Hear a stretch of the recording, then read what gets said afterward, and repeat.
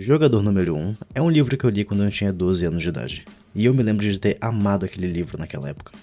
Ele basicamente era o motivo de por que eu gosto tanto de ler atualmente, mas eu resolvi ler ele de novo depois de 7 anos, só para ver se minhas opiniões sobre esse livro mudaram. E elas mudaram, mas não para uma opinião muito boa. O nosso protagonista se chama Wade Watts.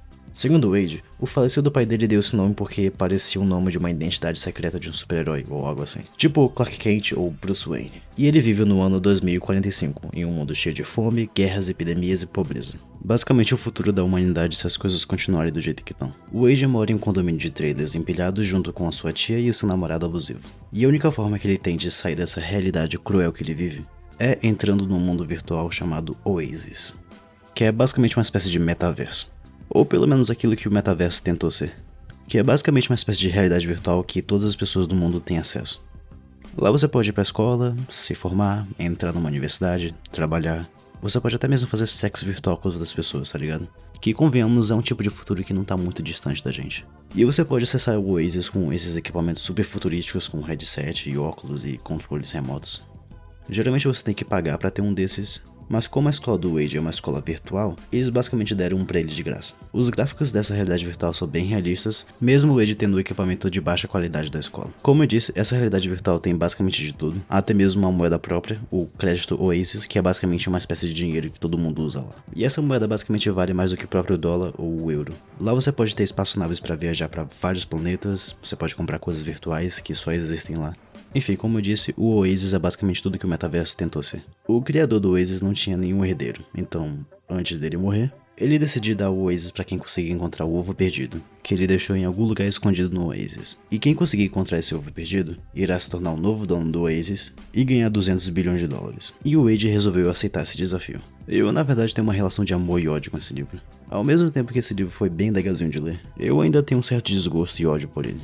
Eu amo o Oasis e a forma como o Wade navega por ele, porém lendo esse livro de novo eu percebi diversas coisas que eu não tinha reparado antes. Primeiramente, esse livro é literalmente um pornô de nostalgia dos anos 80. Esse livro tem muita referência dos anos 80, e quando eu digo que tem muita, é porque tem muita mesmo. Chegou a um ponto onde mais pra frente no livro, eu não conseguia entender nada do que estava acontecendo naquele livro, porque quase todos os objetos e lugares que o Wade vai por aí é algum tipo de referência dos anos 80 muito desconhecida que eu não faço a menor ideia de onde veio.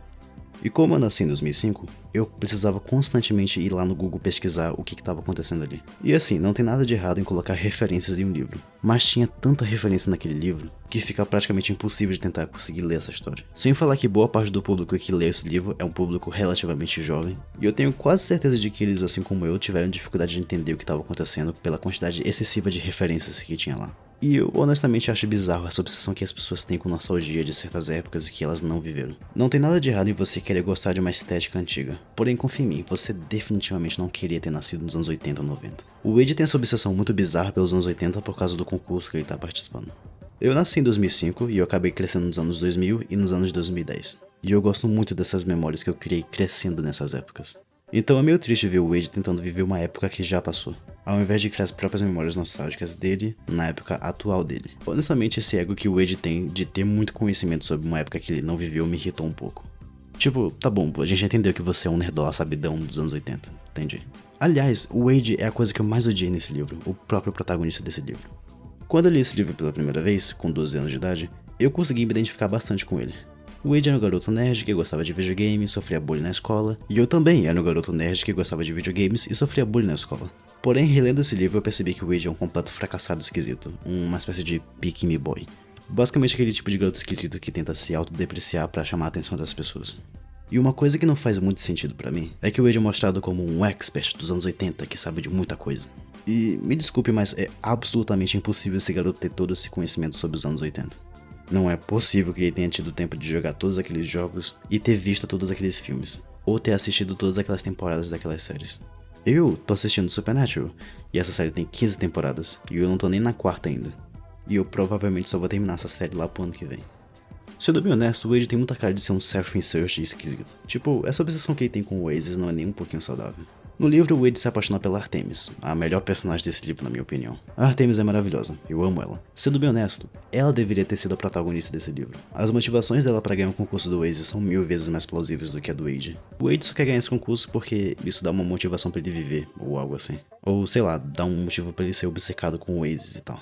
Já a Artemis quer ganhar o concurso porque ela realmente quer ajudar as pessoas ao redor do mundo e trazer mudanças boas pro Oasis. E de novo, a Artemis é incrível. Definitivamente uma das minhas personagens femininas favoritas. Porém, eu odeio o fato de que ela foi reduzida apenas como interesse romântico do Wade no final do livro. E tipo, eu consigo entender por que o Wade se apaixonaria por ela. Porém, eu não consigo entender por que a Artemis se apaixonaria pelo Wade. Vamos começar pelo fato de que o Wade é literalmente o stalker dela. Muito antes de conhecer ela, ele guardava umas fotos do avatar dela numa pasta privada. E tipo, não são fotos dela na vida real, são tipo fotos do bonequinho dela no Oasis, sabe? Tipo, um cara tirando uma foto da web namorada dele no Minecraft, tá ligado? Mas lá pra frente ele consegue algumas fotos dela na vida real, porém sem o consentimento dela. Pois é.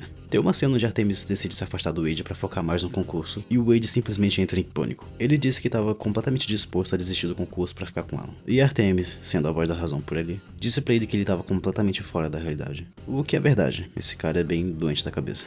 Só pra ressaltar, esse romance que eles estão tendo aqui durante boa parte do livro é basicamente uma espécie de web namoro. E o Wade tá sendo bem irracional em relação a esse web namoro. Tipo, cara, qual o problema de dar mais espaço pra ela focar nas coisas que ela quer alcançar, tá ligado? E a partir daí, o comportamento meio stalker do Wade começa a se aflorescer mais. Ele foi lá na casinha dela no Oasis pra tocar música alta pra ela, mandou mensagem, um monte de presente pra ela e começou a perseguir ela. Ele realmente não lidou bem com essa situação.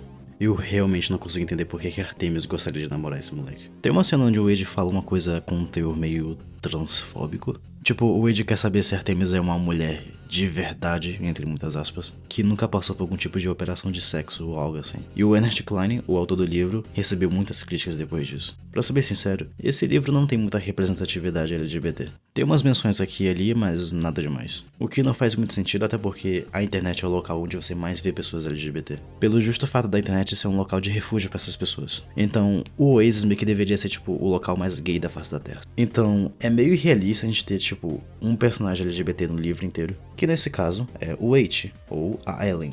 Essa melhor amiga do Wade tinha muito potencial. De início, ela diz que ela é um homem branco na vida real, porém, quando o Wade se encontra com ela na vida real, ele descobre que na verdade ela é uma mulher preta, lésbica e gorda. O Wade diz que ele se sente traído, por ela não ter falado isso antes. Mas os dois fazem as pazes e tudo fica bem. O Wade diz que o amor que ele sente por ela não vai mudar, não importa quem ela seja. E eu até que gostei dessa cena, mas esse plot twist não é nem um pouco relevante pra história. E tipo, não era mais fácil ela ter sido uma mulher preta lésbica desde o início do livro, porque pela boa parte do livro ela é vista como um homem branco. E é só lá no finalzinho do livro que a gente descobre que ela é uma mulher preta lésbica. E depois essa informação é completamente descartada, porque depois dessa revelação, a Aite continua sendo um homem branco no Oasis. E assim, eu ainda acho que em 2045 ainda vai existir homofobia e racismo. Porém, eu ainda acho que seria mais satisfatório se a Aite fosse uma mulher preta, lésbica e gorda desde o início do livro. Mas essa é só a minha opinião. Eu ainda gosto desse livro, eu acho ele legal em algumas partes, mas eu não recomendaria ele pra ninguém, porque boa parte do motivo de por que eu gosto desse livro vem de nostalgia. Tem um filme desse livro, mas eu prefiro fingir que esse filme não existe. Enfim.